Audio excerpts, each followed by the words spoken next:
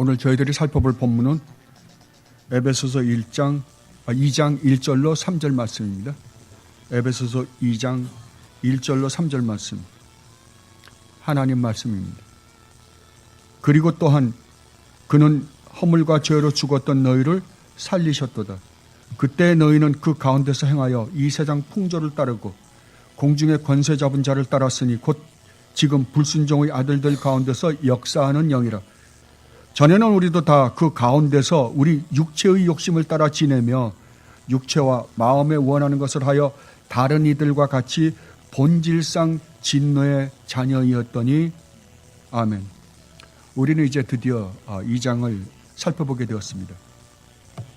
1장을 보니까 1장을 27번 설교했더라고요. 그렇다고 하더라도 우리가 하나님께서 우리에게 베푸신 그 은혜와 사랑을 우리는 조금밖에 깨닫지 못했을 것입니다. 왜냐하면 첫째는 설교자의 역량이 부족함도 있고, 또한 하나님의 은혜와 사랑의 그 풍성함이 무한하기 때문에 그렇습니다. 오늘 우리가 읽은 이 2장 1절로 3절 말씀을 보면 그러면 그리고 또한 이라는 접속사로 시작합니다.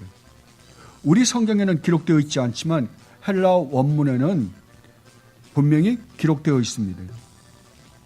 이 말은 2장과 1장이 따로 떨어져 있는 것이 아니라 아주 밀접한 관계를 가지고 있는 것이라는 것을 우리에게 깨닫게 해줍니다. 여러분이 아시는 것처럼 원래 성경은 장절이 없었습니다. 그런데 우리의 믿음의 선배들이 우리가 이 성경을 편히 읽기 위해서, 만약에 여러분 이 성경이 장절이 없었다면 어떡할까요? 우리 참 읽기 곤란했을 거예요. 그러니까 어떨 때는 그 장절을 잘못 구분한 것도 많이 있습니다. 그러나 어떻게 됐건 간에 이분들이 장절을 우리에게 구분해 주심으로 말미암아 우리로 하여금 성경을 편히 읽게 해준 것만큼은 사실입니다. 저는 개인적으로 아주 잘한 일이라고 생각합니다. 그렇다면 2장을 이해하기 위해서 우리는 1장과 2장이 그리고 혹은 또한이라는 말로 어떻게 연결되었는지를 반드시 알아야만 합니다. 여러분은 제가 성경을 연구할 때 무엇에 가장 신경을 쓰는지 아십니다.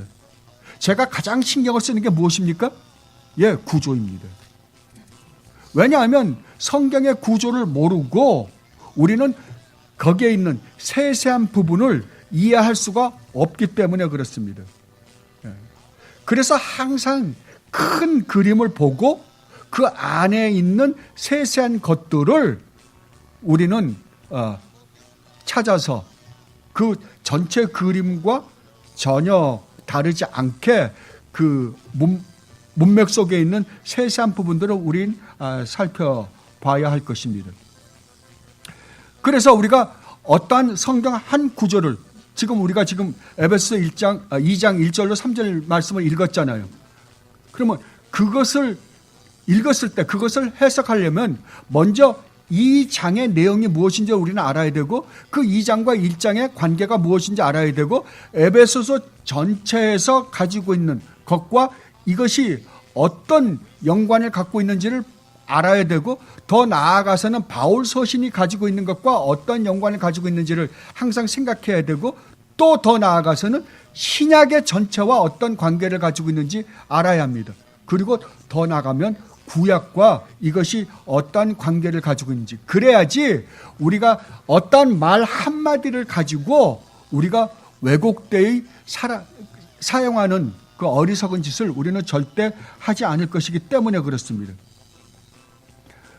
우리가 성경 한 구절만 택해서 그 내용의 맛을, 그 세부적인 내용의 맛을 보는 것은 굉장히 중요합니다. 그러나 그 전체가 가지고 있는 틀 속에서 그 부분을 이해하지 않으면 우리는 언제든지 실패하고, 또 하나님의 말씀을 왜곡시킴으로 말미암아 우리는 망하게 될 것입니다. 그 중에 하나 대표적인 예가 삼박자 구원입니다. 삼박자 구원은 도저히 성경에서 나올 수 없는 겁니다. 그러한 교리를 만들어낼 수가 없어요. 그럼에도 불구하고 요한 3서에서 한 구절을 뽑아다가 그것도 그 본문을 그렇게 해석할 수가 없는 거예요. 그럼에도 불구하고 거기서 한 구절을 뽑아다가 결국 삼박자 구원을 만들므로 말미암아 기독교를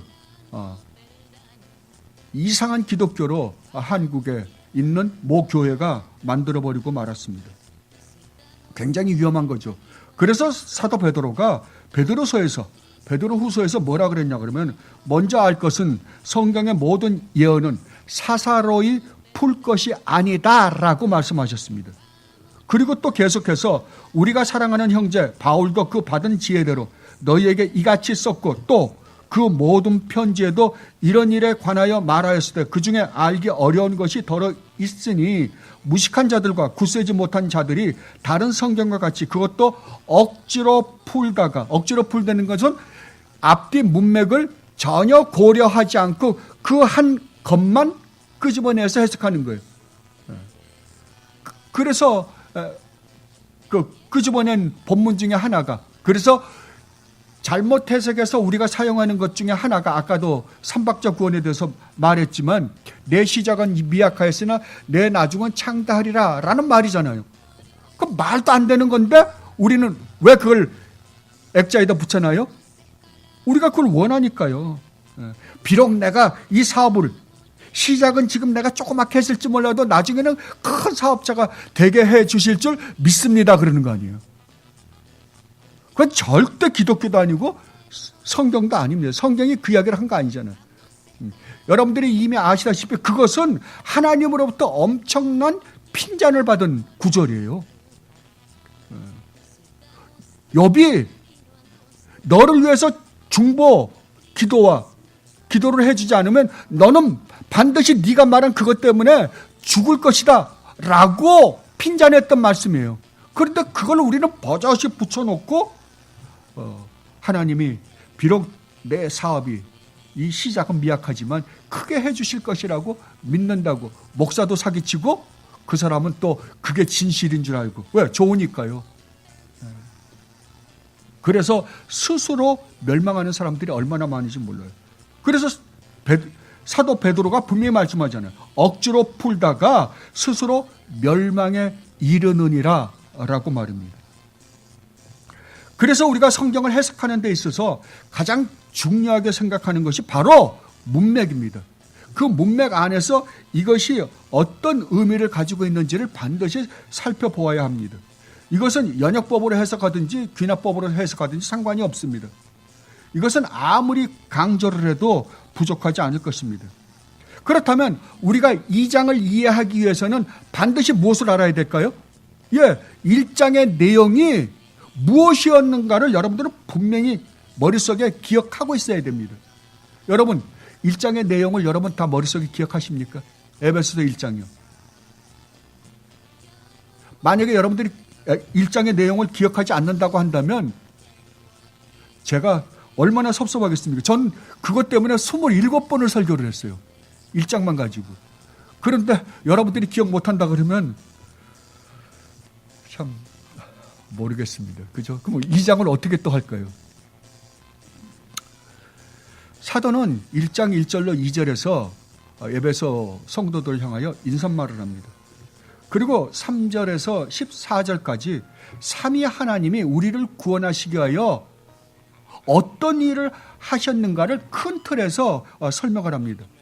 다른 말로 하면 우리가 어떻게 해서 성도가 되었는가, 어떻게 해서 그리스도인이 되었는가를 삼위 하나님이 하신 일을 가지고 설명을 합니다. 그리고 15절로 19절에서 사도 바울은 에베소 성도들을 위하여 기도합니다. 그런데 그 기도의 마지막에 사도 바울이 뭐라 그러냐 그러면은 그의 힘의 위력으로 역사하심을 따라 믿는 우리에게 능력의 지극히 크심이 어떠한 것을 너희로 알게 하시기를 구하노라 라는 말로 그 기도를 마칩니다. 그리고 20절로 22절에서 그러면 하나님께서 그의 힘의 그 능력, 우리를 믿게 하신 그 힘의 능력이 어디에서 표출했나, 어디에서 그게 정말 그 능력이 나타났는가를 소개를 합니다. 그 능력이 어디에서 나타났다고요? 예수 그리스도 안에서 나타났다고 말씀을 하십니다. 어떻게 해요? 예수 그리스도를 죽은 자 가운데서 살아나게 하셨으며, 또 예수 그리스도를 하늘에 오르게 하셔서 하나님의 우편에 앉아 계시게 하심으로 온 우주 만물을 다스리게 하시고, 모든 이 세상의 권세와 능력과 주권과 이 세상뿐 아니라 앞으로 오는 세상에 일컫는 모든 이름 위에 뛰어나게 하시고, 모든 만물을 그 그리스도의 무릎 앞에 꿇게 하시고, 그리고 그리스도를 만물 위에 교회의 머리로 삼으셨다. 그게 뭘로 말미암아 됐다고요? 하나님의 그 위대하신 능력으로 그렇게 했다고 말씀을 하십니다.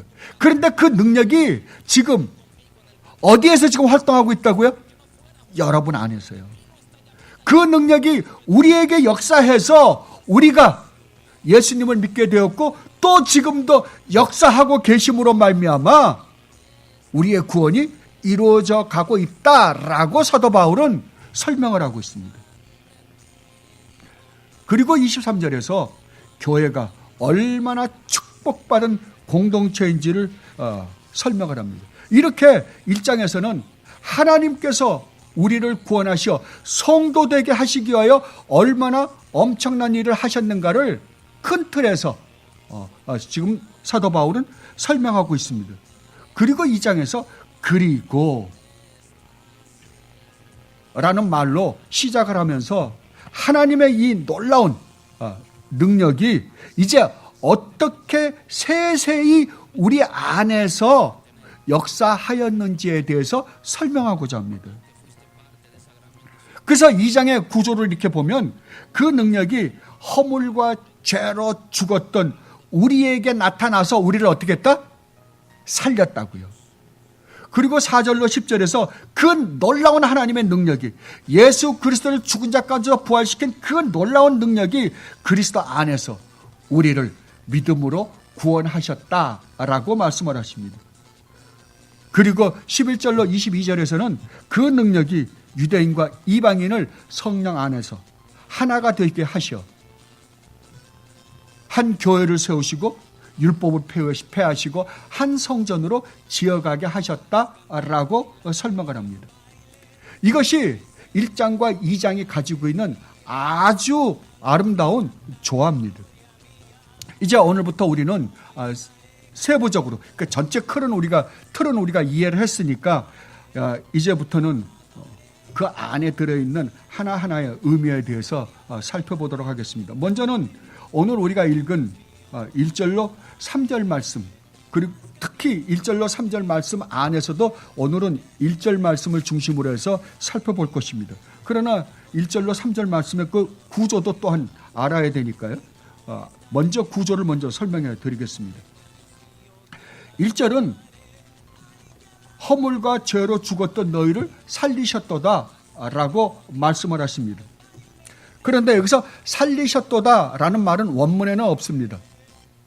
그런데 왜 넣었을까요? 너무로 해서 조금 더 이해하기가 쉬우니까요. 그래서 살리셨도다 라는 말을 집어넣었습니다. 이것은 1절과 3절의 주제입니다.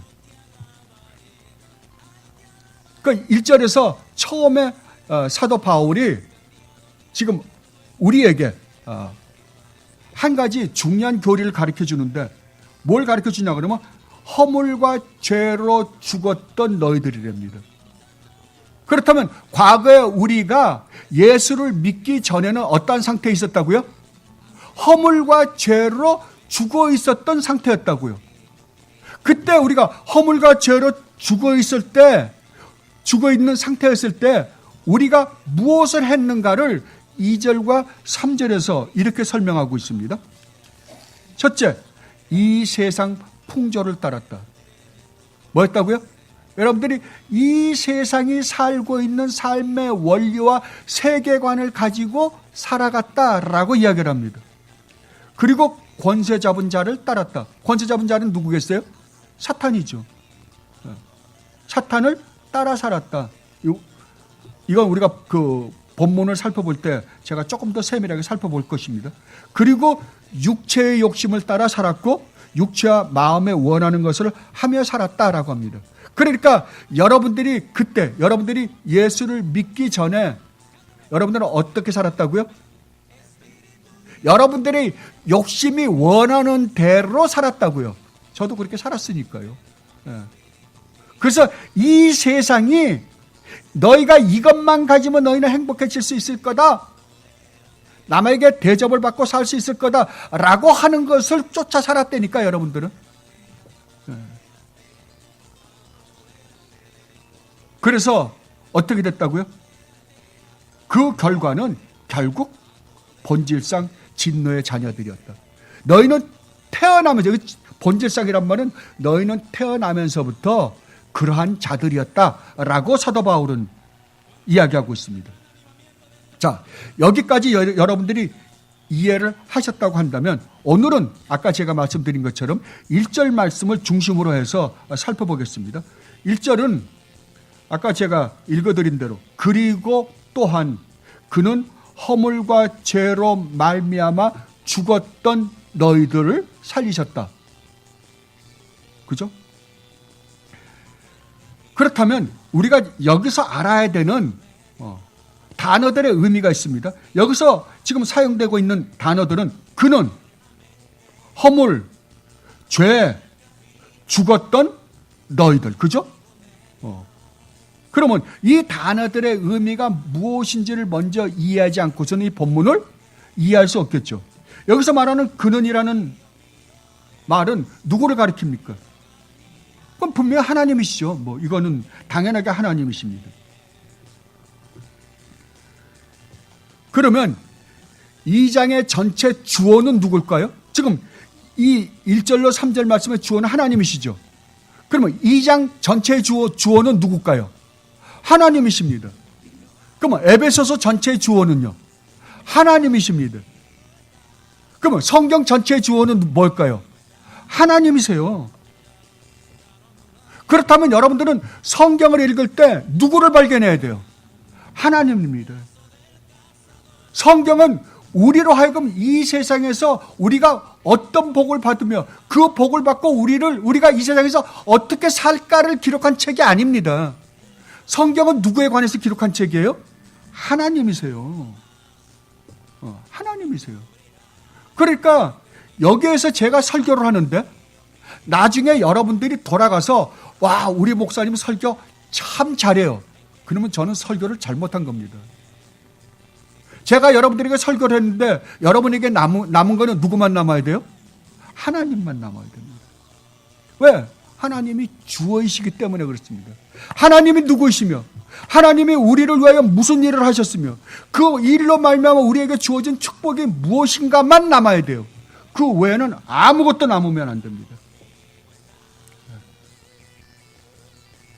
왜냐하면 하나님이 우주 만물을 창조하신 것부터 성경은 이야기하기 때문에 그렇죠. 하나님이 아니 계신다면, 하나님이 아니라면 이건 아무 의미가 없습니다. 이 책은. 그래서 여러분들도 항상 성경을 읽을 때 누구를 발견해야 돼요? 하나님. 다른 말로 하면 성부 하나님, 성자 예수 그리스도, 성령 하나님만 남아야 합니다. 그런데 이 하나님이 어떻게 했다고요? 허물과 죄로 말미암아 죽었던 너희를 살렸다. 자, 여러분 가만 생각해 보세요. 이 본문 하나만 갖고 이렇게 보면 누가 어떤 상태에 있는 여러분을 어떻게 했는지에 대한 설명이잖아요. 하나님이 허물과 죄로 죽었던 너희들, 그죠? 너희들을 살리셨다. 자, 여기에서 여러분들이 하나 생각해야 될 것은 하나님이 우리에게 요구하시는 게 있습니까? 아무것도 없죠. 너희가 이렇게 하면, 너희는 지금 허물과 죄로 죽어 있는 상태인데 너희가 이렇게 하면 내가 이 축복을 너희에게 허락하겠다라는 게 있냐고요. 없어요. 아무것도 없어요. 우리에게 아무것도 요구하지 않아요. 하나님이 하신 일만 기록되어 있어요. 그죠? 여러분 분명히 아셔야 돼요.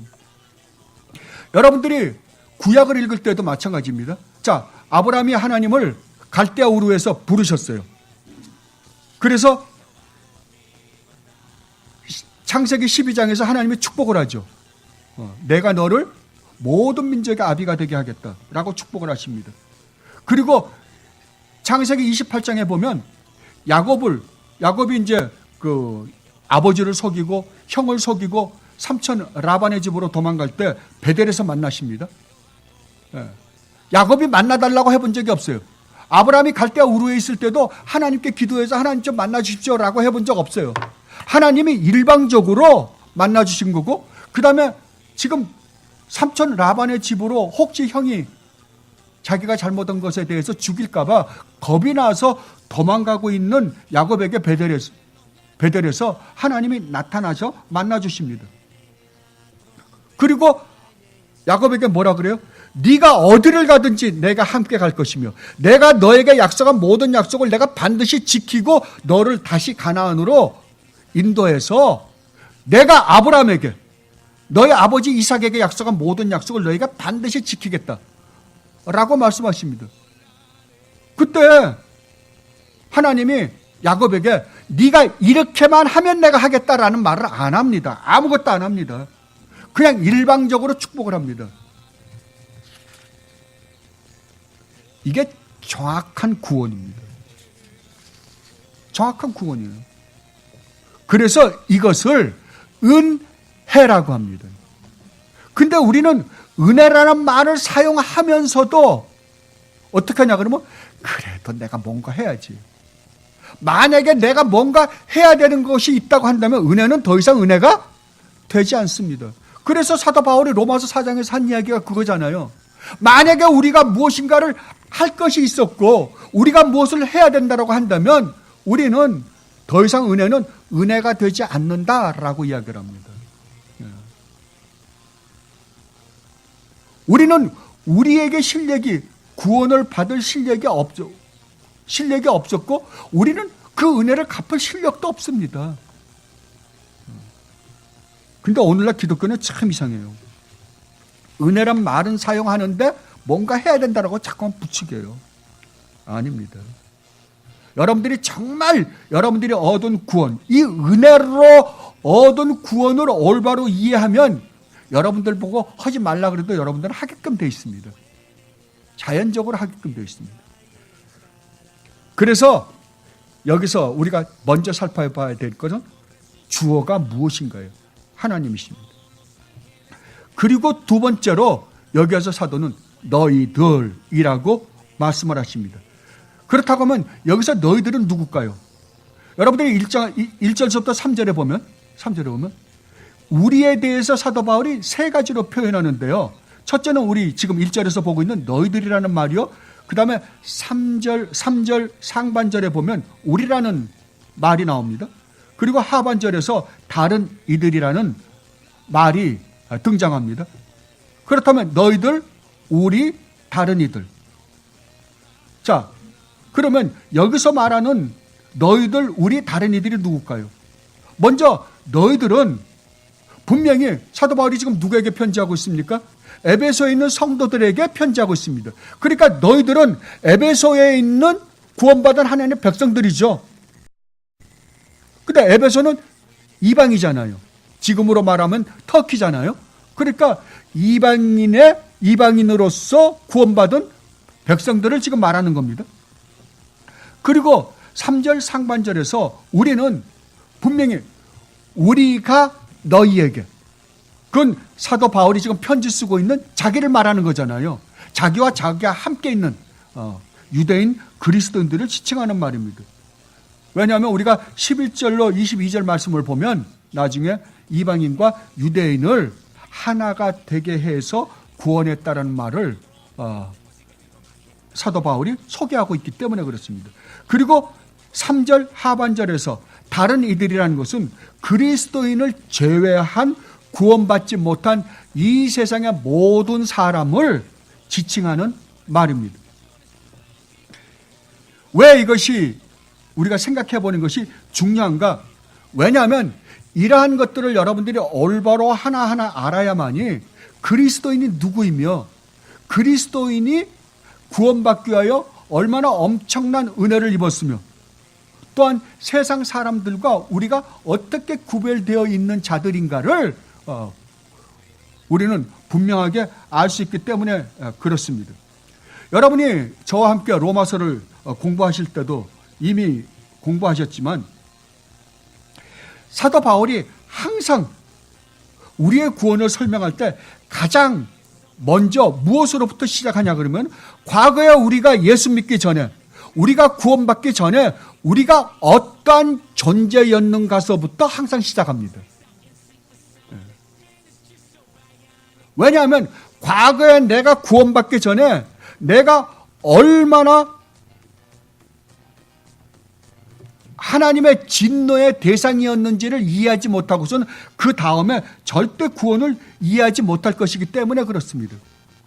이것에 대해서 R.C. 스프롤 목사님이 얼마나 말씀을 잘하셨는지 몰라요. R.C. 스프롤 목사님이 이렇게 말씀하셨습니다. 우리가 어디로부터 구원을 받았는지에 대한 올바른 생각이 인식이 없다고 한다면 이것은 saved from what입니다. 어디로부터 구원받았는지에 대한 올바른 인식이 없다면 우리는 어떻게 구원받았는지에 대해서 깨닫지 못할 것이며 saved by what이죠. 그렇게 되면 우리는 무엇을 위해서 구원받았는지에 대해 saved for what에 대해 전혀 이해하지 못하기 때문에 전혀 엉뚱한 그리스도인이 될 것입니다. 라고 말했습니다. 뭐라고요? 우리가 어디로부터 구원받았는지를 올바로 인식하지 못하면 우리가 무엇으로 구원받았는지를 모를 거고 그걸 모른다면 우리가 무엇을 위해서 구원받았는지를 이해하지 못할 거라고요. 그러면 어떤 그리스도인들만 나타난다? 몰상시간 그리스도인만 양성해낸다 라고 말씀하셨습니다. 이것은 사실입니다. 이것을 올바로 이해하지 못한 오늘날 수많은 교회에 다니는 사람들이 이 진리를 깨닫지 못함으로 말미암아 나타나는 모습이 어떤지 여러분들 다 아십니다. 그죠? 수없이 봤어요. 그래서 이것을 올바로 이해하지 못한 어디로부터 구원받았으며 무엇에 의해서 구원받았으며 무엇을 위해서 구원받았는지를 모르니까 말도 안 되는 몰상시간 삶을 살면서도 자기는 구원받았습니다. 온갖 죄를 짓고 있으면서도 나는 구원받았습니다라고 그런다니까 그런 구원이 어디 있습니까? 없습니다. 여러분들이 죄로부터 구원받았다고 한다면 왜 죄로부터 구원했어요? 더 이상 죄 짓고 살지 않게 하기 위해서. 그죠? 그 간단해요. 근데 여전히 죄를 짓고 있는데도 불구하고 구원받았어요? 말이 안 되잖아요. 그래서 사도 바울이 여기에서 허물과 죄 상태에 있던 너희를 구원했다 그러는 거예요. 살렸다 그러는 거예요. 그러면 허물이란 말의 의미가 무엇일까요? 예, 정해진 경계선이나 바른 길에서 벗어나는 것을 의미합니다. 죄는요, 표적에 빗나가는 거라 그러잖아요. 다른 말로 하면 하나님의 말씀에 하나님께서 주신 법에 내적으로나 외적으로 어기는 것입니다. 그런데 저는 이러한 허물과 죄라는 말을 그러니까 이러한 그러니까 사전적 정의를 가지고 표현하는 것을 별로 좋아하지 않습니다. 왜냐하면 이렇게만 해버리면 이러한 그 사전적 그 정의를 가지고 이것을 이해시키기 시작하면 우리가 죄라는 것을 생각할 때 여러분들 생각에는 뭐만 자꾸만 인식을 하게 되냐 그러면은 여러분이 지금 살면서 여러분들이 저지르는 그 행동의 죄를 자꾸만 죄라고 생각하는 거예요. 시기, 질투, 미움, 탐욕, 악의, 그 다음에 불의, 살인, 간음, 사기, 도둑질, 거짓 증언, 비방. 그러니까 이런 것들을 먼저 여러분 머릿속에 죄라고 생각해요. 그래서 여러분들 회개할 때 여러분 모습을 가만히 보면 어떻습니까? 여러분이 회개할 때 뭘 먼저 회개해요? 그런 것들 회개하죠. 그죠? 예. 분명히 죄입니다. 성경이 죄라고 분명히 말씀하십니다. 여러분 반드시 회개해야 됩니다. 그러나 여러분 분명히 아십시오. 성경이 말하는 1차적인 죄는 이거 아닙니다. 이거는 2차, 3차적인 죄입니다. 만약에 이것을 1차적인 죄에다가 여러분들이 하는 행동을 1차적인 죄에다 놓으면 여러분 세상에 정말 선하고 착하게 사시는 분들 계십니다. 그죠? 정말 자기의 전 인생을 바쳐서 남을 위해서 희생하시는 분들이 있습니다. 예, 테레사 수녀님 같으신 분들이요. 슈바이처 박사 같은 사람들이요. 얼마든지 있습니다. 그렇다고 한다면 그 사람들은 뭐예요? 그 사람들은 죄인이 아니잖아요. 그죠? 그러니까 이것은 1차적인 죄가 아니라고요. 그러면 성경이 말하는 1차적인 죄는 뭘까요? 여러분 분명히 알아두십시오. 이게 여러분들 이걸 분명히 해놓으면 여러분들이 왜 세상의 모든 사람이 죄인인가를 알고 여러분들이 진짜 회개해야 될 것이 무엇인지 여러분들이 인식하게 될 거예요. 여러분 성경이 주님이 어떤 사람으로 하여금 질문을 받았습니다. 주님, 율법 중에 최고의 법이 무엇입니까? 주님 뭐라고 대답하셨어요? 너희는 마음과 뜻과 정성을 다해서 주 너의 하나님을 사랑하라. 이게 모든 율법과 선지자의 강령이니라 라고 말씀하십니다. 뭐라고요? 마음과 뜻과 정성과 목숨 다 바쳐 사랑하라고요. 그리고 전 인생 하나님의 우리를 창조하신 목적이 뭐라 그랬어요? 하나님의 영광이에요. 그렇다고 한다면 우리는 우리의 전 인생의 삶을 걸고 하나님을 기쁘시게 해드리며 하나님을 영화롭게 해드리는 것이 우리가 이 세상을 살아가는 마땅한 삶이에요. 왜요? 하나님은 창조주시오 우리는 피조물이기 때문에 그렇습니다. 그렇다고 한다면 우리가 저지르는 죄 중에서 최고로 악한 죄는 뭐냐 그러면 하나님을 목숨을 다 바쳐 사랑하지 않고 우리의 전 인생을 통틀어서 하나님을 기쁘시게 해드리며 하나님을 영화롭게 해드리지 않고 산다고 한다면 이것은 하나님을 모욕하고 멸시하고 무시무시한 죄입니다. 이것이 가장 큰 죄예요. 그렇다고 한다면 이 세상의 모든 인간은 하나님 없이 사는 모든 인간은 누구예요? 죄인입니다. 그런데 실질적으로 여러분들 구원받았다고 하면서 여러분들이 이 세상에 살면서 어떻게 삽니까? 여러분들 정말 이렇게 삽니까? 아니잖아요. 이렇게 살지 않기 때문에 여러분들은 온갖 욕심으로 육체의 욕심과 안목의 정욕과 이생의 자랑을 하고 싶어서 여러분들이 이런저런 많은 죄를 짓잖아요. 그죠? 그러니까 2차, 3차적인 죄는 무엇으로부터 파생된 결과예요? 예, 이 1차적인 죄를 우리가 지음으로 말미암아 나타나는 양상에 불과해요. 결국은요. 그러면 여러분들은 무엇을 회개해야 돼요? 예, 하나님. 맞습니다. 나는 그렇게 살지 않았습니다. 그렇게 살려고 노력도 안 했습니다. 용서하여 주시옵소서. 여러분들이 이 기도를 정말 진실되게 할 때 여러분들이 정말 피 흘리기까지 싸워야 되는 싸움이 뭔지 여러분들 깨닫게 될 거예요. 나중에 여러분들이 이것이 올바로 이 죄가 올바로 인식되고 이거 가지고 여러분들이 올바로 싸우기만 한다면 나머지 건 2차 3차적인 거는 저절로 없어지는 죄예요. 그건요. 그죠? 여러분들도 그러잖아요. 자식이 부모에게 가장 큰 죄를 짓는다면 무엇이 가장 큰 죄예요? 아버지를 인정 안 하는 거잖아요. 아버지, 저도 이제 성인이에요. 다 컸어요. 저도 제 인생 제 건데 제가 알아서 할게요. 여러분, 그래, 다 컸어. 그래. 이제 네 인생 네 거다. 네가 해라. 그래요?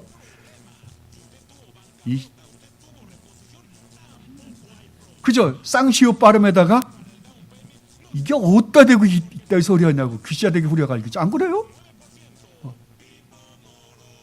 나가서 친구들하고 당구 치고 뭐 가서 막걸리 한 잔 먹는 건 그 다음이에요. 그죠? 제일 큰 죄는 이거라고요. 이 죄를 우리가 하나님 앞에 똑같이 저지르고 있다니까요. 이 죄를 올바로 인식해야만이 여러분들은 내가 성도라고 하는 내가 어디서부터 얼마나 놀라운 축복을 받았는지를 여러분 알게 돼요. 우리는 한 번도 그 하나님을 영광스럽게 해본 적도 없어요. 기쁘시게 해드리지 않았어요. 하나님을 하나님으로 대접하지 않았다니까요.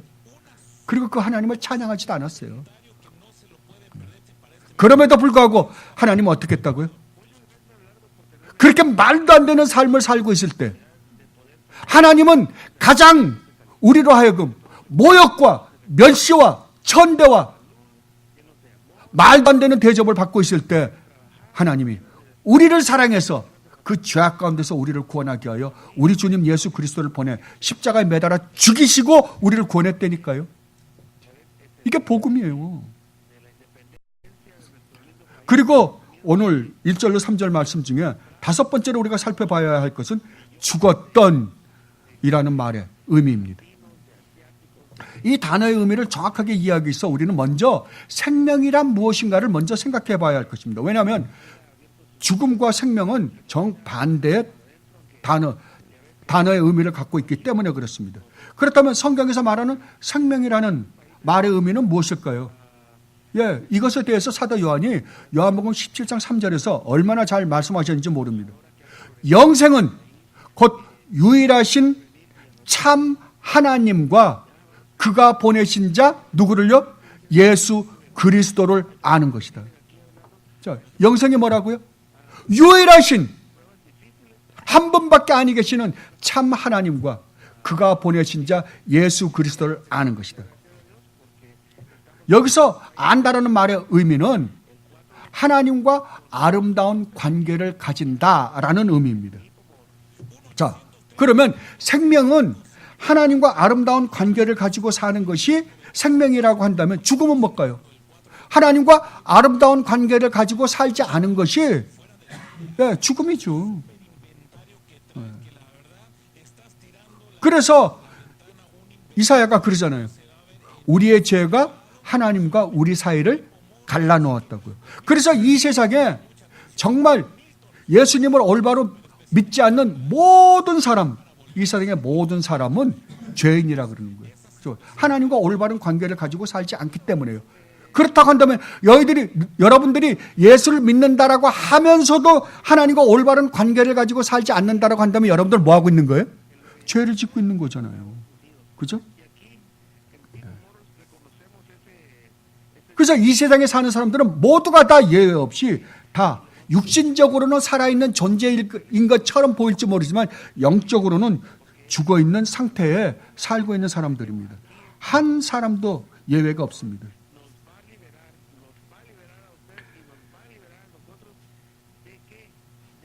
그런데 여러분도 과거에 이 하나님과 아름다운 관계를 가지고 살기 전에는 어떠한 자들이었다고요?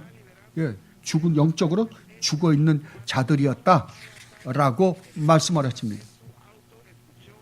사도 바울의 2장 12절의 말씀대로 하면 그때 여러분은 그리스도 밖에 있었고 이스라엘 나라 밖의 사람들이었습니다.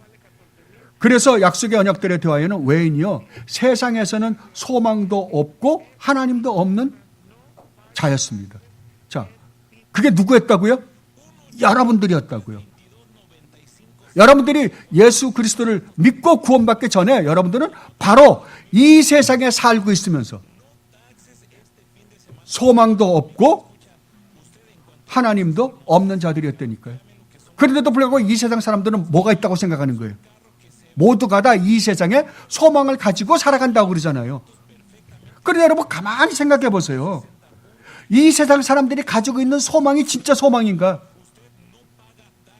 어떻게 생각하세요? 한번 이렇게 추적해서 올라가 보세요. 나중에 보면 그게 소망이 아니라는 걸 알아요. 분명히 소망이 아니에요. 여러분들이 정말 빌 게이츠처럼 돈 많이 벌었다고 치자고요. 엄청나게 벌었어요. 근데 그 많은 돈이 무슨 소용이 있냐고요. 사람들이 빌 게이츠 그러니까 어깨에 힘은 들어가겠죠. 그러나 가만히 보면 그 사람이 그렇다고 해서 하루에 10개를 먹을 것입니까? 아니 자기가 집을 수십만 스퀘어피트짜리를 갖고 산다고 치자고요. 근데 자기 자는 방은 얼마네요? 괜히 그건 거들먹거리려고. 여러분 언젠가 제가 그런 말씀도 드렸지만 여러분이 돈을 어마어마하게 벌었어요. 엄청나게. 근데 옆에 사람들이 아무도 모른 척하면 어떡합니까? 알아주지 않으면. 그 재미 하나도 없죠. 남들이 알아주는 맛에 그렇게 크게 하는 거잖아요. 좋은 차 타는 이유가 뭐예요? 알아주니까. 와, 저 사람이 벤틀리 타? 저 사람이 롤스로이스 타? 페라리 탄대. 저 얼마짜리래.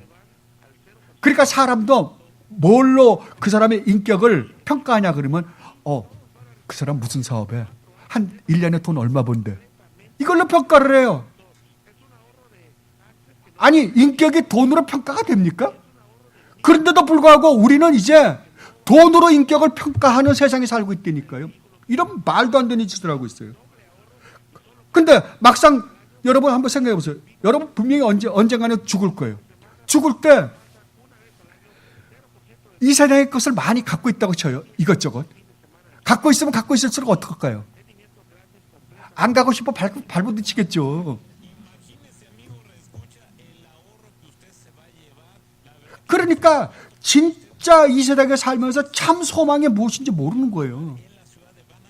근데 오늘날은 더 답답한 게 하나님은 이렇게 진짜 소망이 무엇인지를 우리에게 가르쳐주고 싶은데 이 인간들은 또 이게 죄악된 인간들이기 때문에 그래요. 이게 죄의 한 모습이에요.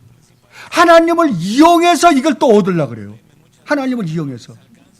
그것도 하나님을 이용해서 그걸 얻겠다라고 하는 목사들이 또 있어요. 아닙니다. 왜 여러분들이 이 세상에 살면서 힘든 줄 아십니까? 왜냐하면 하나님이 우리를 창조하신 창조 목적대로 살지 않기 때문에 그래요. 그러니까 하나님의 영광을 못 보는 거예요. 마음이 청결한 자는 복이 있나니 저희가 하나님을 볼 것이며. 여러분들이 정말 구원받은 하나님의 백성들이라고 한다면 여러분들이 하나님이 말씀하신 대로 한번 살아보세요. 못 살면 회개하세요. 회개하고 돌이키고 또 그렇게 사세요. 그러면 반드시 여러분은 이 세상에서 여러분들이 한 번도 맛보지 못했던 주님이 아까 말씀하신 것처럼 예수 그리스도의 평안과 예수 그리스도의 기쁨이 여러분 안에서 용솟음 칠 거예요. 안에서 끌어올 거라고요. 외부로부터 오는 기쁨이나 평안은 잠깐 있다가 없어져 버려요.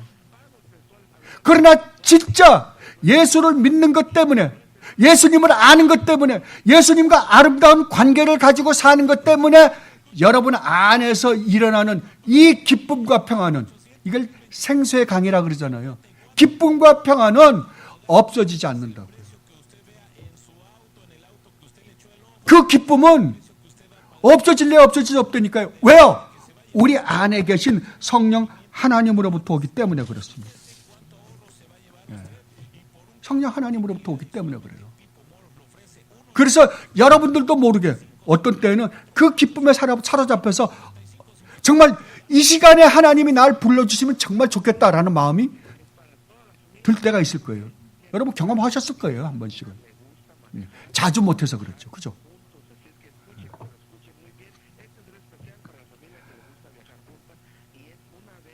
그리고 사도는 분명히 이야기합니다. 만약 너희가 구원받은 하나님의 백성이라고 한다면 너희는 반드시 이렇게 살아야만 된다. 만약 그렇게 살지 않는다고 한다면 아니 구원받지 못한 백성들의 결국 하나님의 진노다라고 설명을 했습니다.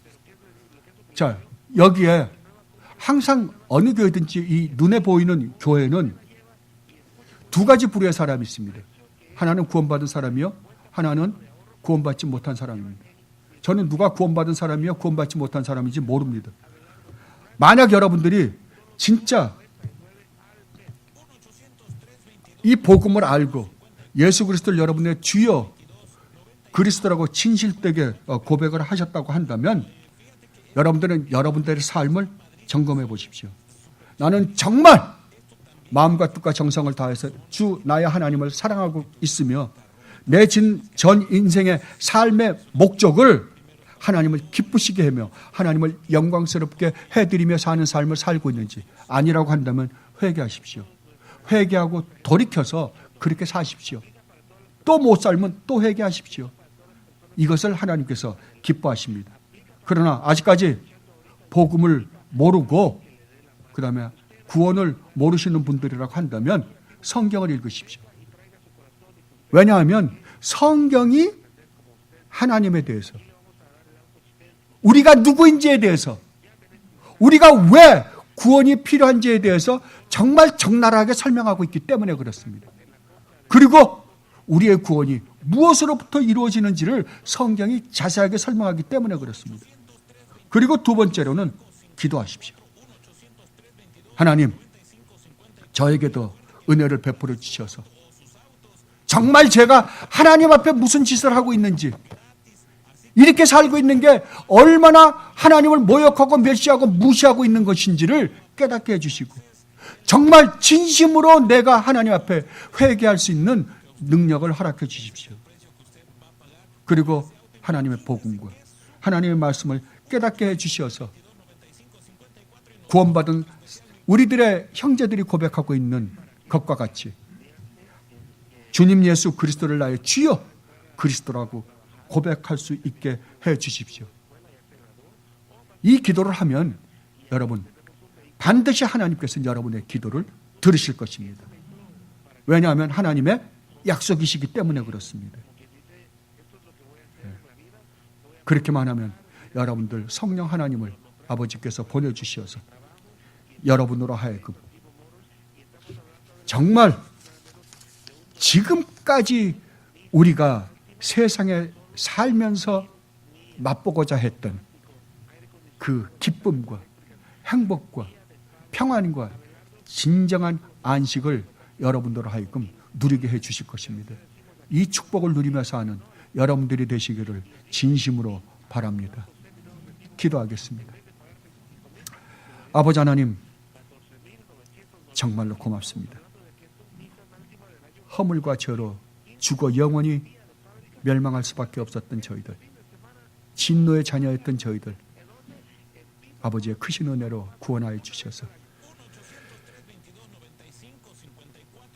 이 세상에 아무 소망이 없던 저희들에게 참된 소망을 허락해 주시고 아무 목적 없이 살아갔던 저희들에게 참된 이 세상에 사는 삶의 목적이 무엇인지를 이렇게 깨닫게 해주셔서 그러한 삶을 살 수 있게 해주신 것 진심으로 감사합니다. 세세토록 영광과 존귀와 찬양을 받으시옵소서. 감사하며 우리 주님 예수 그리스도 이름으로 기도드리옵나이다. 아멘.